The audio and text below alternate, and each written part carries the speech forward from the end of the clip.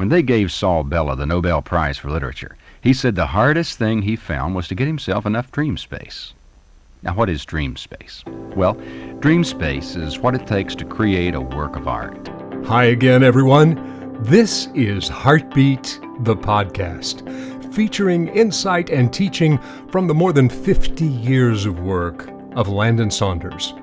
Each episode is brought to you by friends of Heartbeat, and on today's episode, Landon explores this idea of the value in and how to find some dream space. Once again, here's Landon Saunders. When Columbus started out on his famous voyage, we're told he didn't know where he was going. And when he reached his destination, he didn't know where he was, and when he got back, he didn't know where he had been. Well, he had been to America. But nowadays, America itself has become a place where all too many people don't know where they are, or where they've been, or where they're going. Paul Simon describes this feeling in his song, America. "Kathy, I'm lost," I said, though I knew she was sleeping. "I'm empty and aching, and I don't know why. Counting the cars on the New Jersey Turnpike, they're all gone to look for America." What are we looking for? I believe we're both looking for something.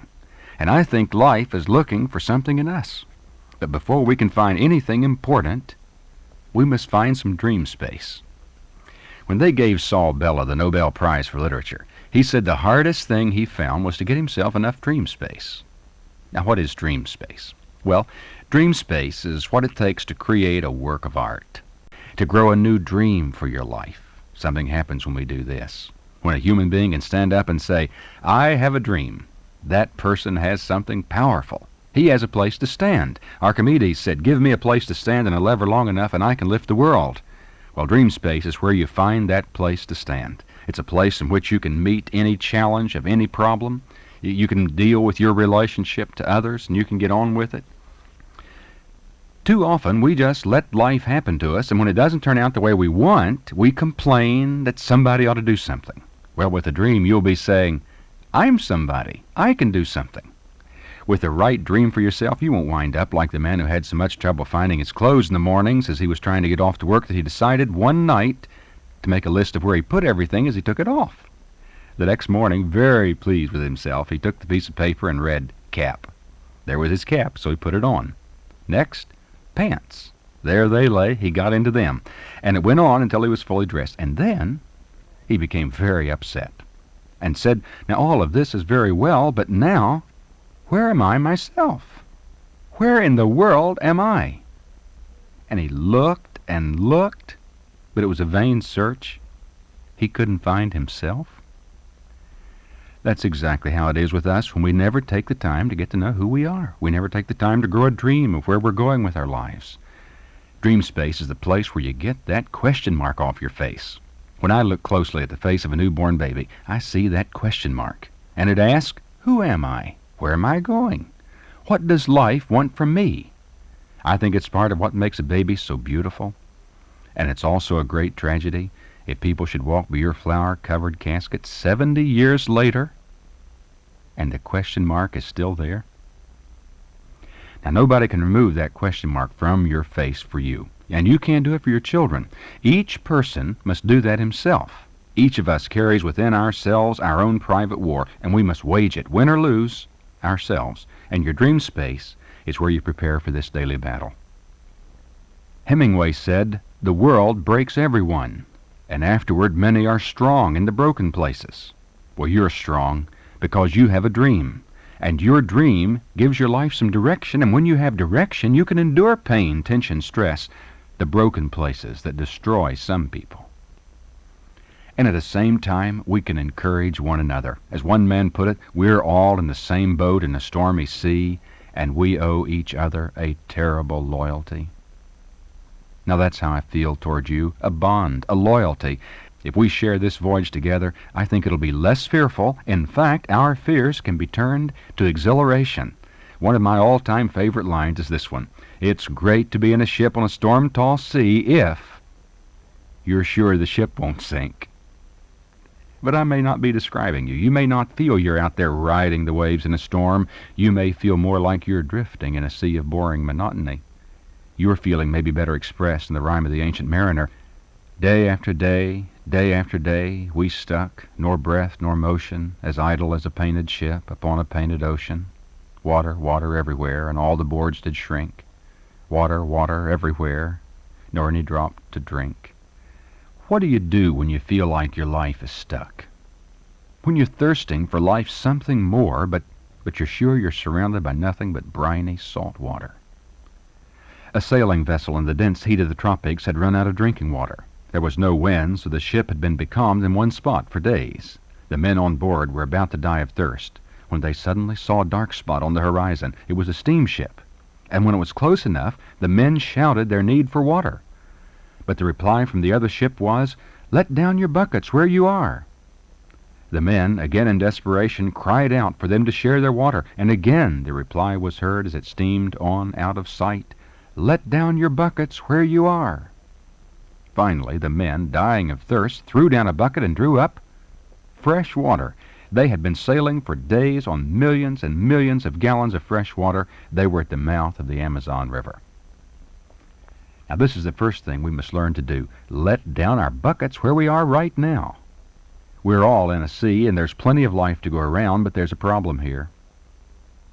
Because when we finally get around to letting down our buckets, we often use such small buckets. Well, are you intrigued by this idea of finding some more dream space for your life? Be sure and visit our website, thisisheartbeat.com, where you'll find other content that is designed specifically to help you in this journey. Thisisheartbeat.com. It's made possible by friends of Heartbeat. There's never any cost or obligation, and we always respect your privacy. Now, let's get back to Landon. Do you know who the people are who have the greatest trouble finding this dream space?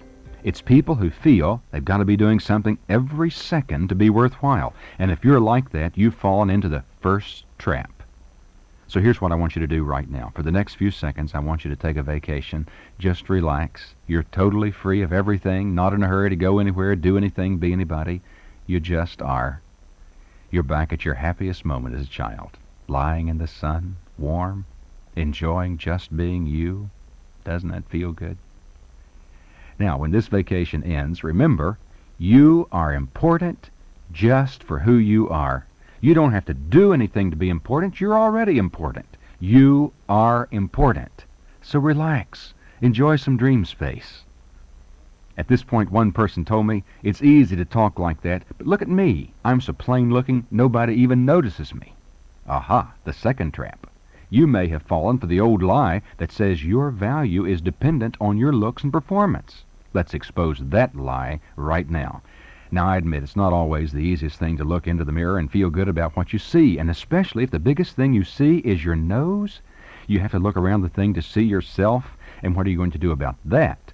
Well, I've got the answer to that one. Love it. And the bigger it is, the more you got to love it. But let's go back to that mirror for a moment. Usually, one of the first things we do when we get up in the morning is look in the mirror. Worst time in the world to look in the mirror. You look and you think, why, there's that same old slept-on thing again.